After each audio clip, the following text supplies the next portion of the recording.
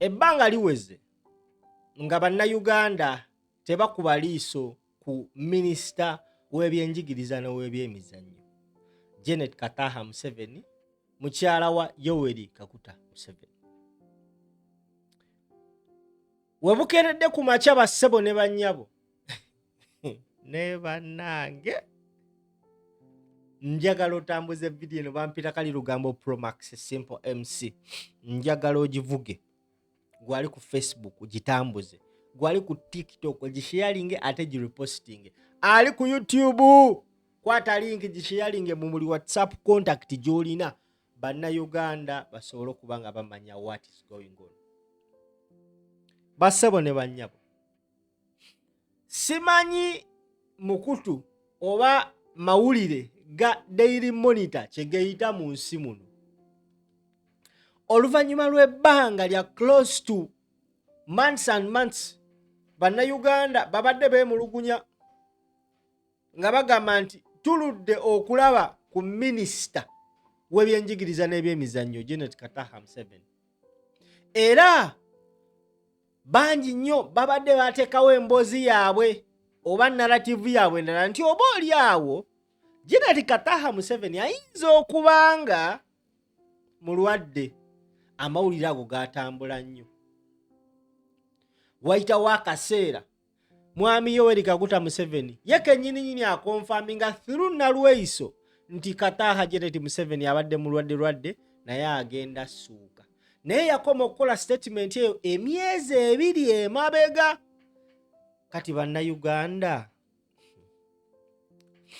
kale mugaliwo olupapula lwa Daily Monitor luvuddeyo ne luwandiika ku front page, but this is something very serious. This is something very, very, very serious. Ku front page ya Daily Monitor ow'olunaku olwaleero bawandiise nti where is Janet ? Aliwa Janet Kataha Museveni, mukyala wa Museveni ali ludda wa? This headline has raised so many concerns in Ugandans. Wogenda ku mukutu ogwa X, essaawa zino tuwogerera ebifaananyi bya Janet Kataha Museveni bye bitrendinga. Kati ate bigenze ne bigwa mu baana b'enkyukakyuka. Negujabagira. Now, after Ugandans asking where is Janet for quite some time, finally, a certified newspaper media house has come out to ask the same question Ugandans have been asking for the past 3 months. Where is Janet? Of course, Yoweri Kaguta Museveni through nalweiso we yali ku radio emu, nalweiso yagamba nti yayogeddeko ne muganda we Museveni n'amugamba nti mama Janet gyali abadde mulwadde naye agenda ssuuka, mumusabire nnyo. Akantu ako.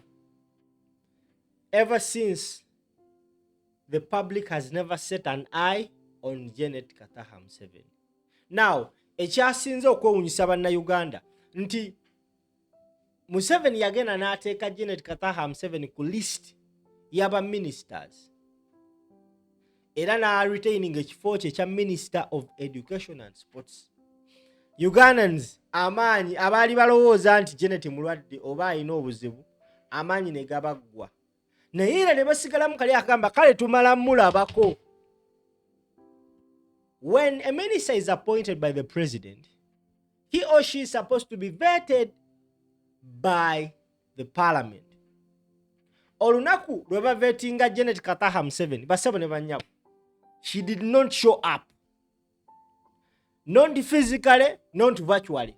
The last time she was vetted mu Kisanje Kyaggwa, she showed up on Zoom. Now this time round, ne ku Zoom teyalabiseeko. Kino kyayongedde okuraisinga so many questions from Ugandans bagamba, bannayi, where is Janet Kataha Museveni? Daily Monitor nayo nekuba omutwe. Now, wafuna olupapula lwa Daily Monitor n'ogenda munda mu lupapula olwo, abasajja bawandiise omukko mulamba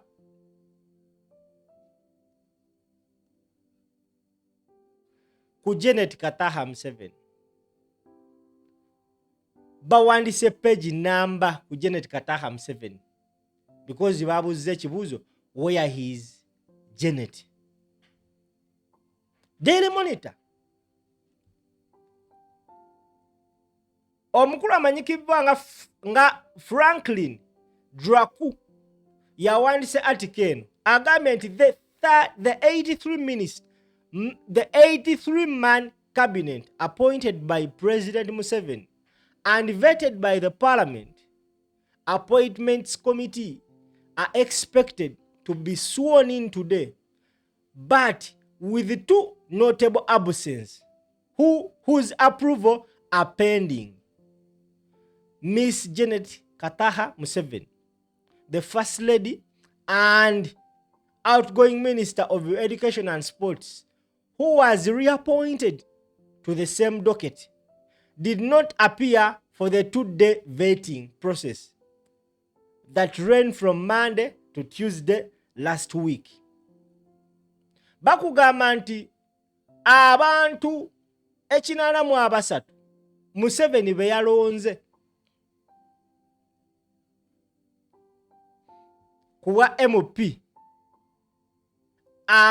abamitinga Parliament's Appointment Committee bagenda kubanga balayira olwaleero, okujjako abantu 2 abataasobola kumaliriza lunaku olwo, era bagamba abali ku pending. Kuno kwe kuli Janet Kataha Museveni, ono nga ye First Lady ate nga ye outgoing Minister of Education and Sports, eyaddiziddwa ekifo ekyo okubeera Minister of Education and Sports.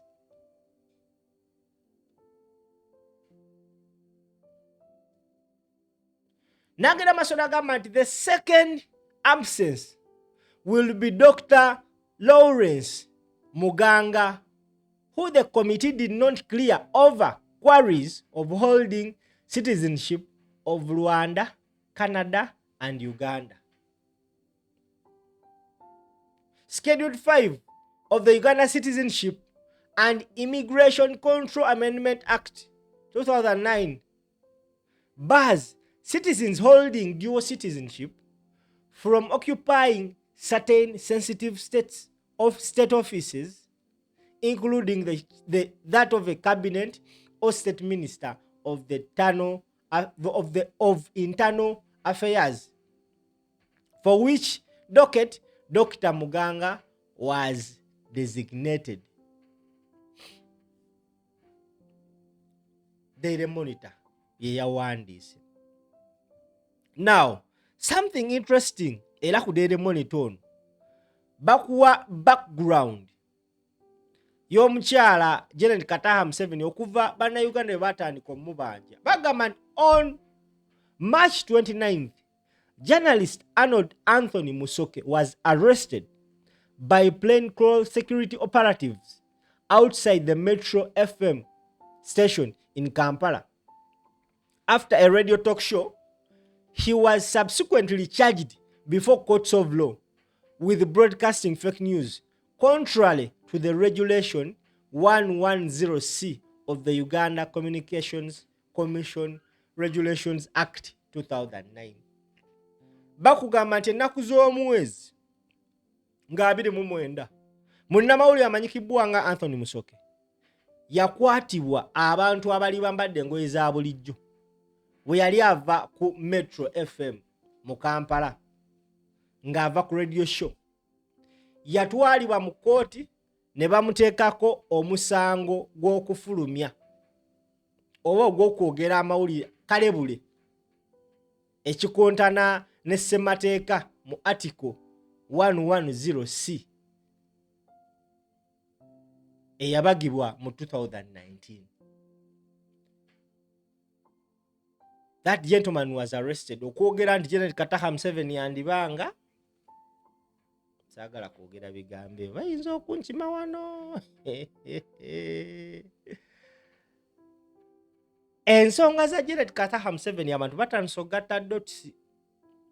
The only thing ekiyinza okuyiwayo bannayuganda na buli abadde ayogera kalebule ku Janet Kataha Museveni is for her to come out. N'alaga ensi nti she's fine, she's well and ready to serve.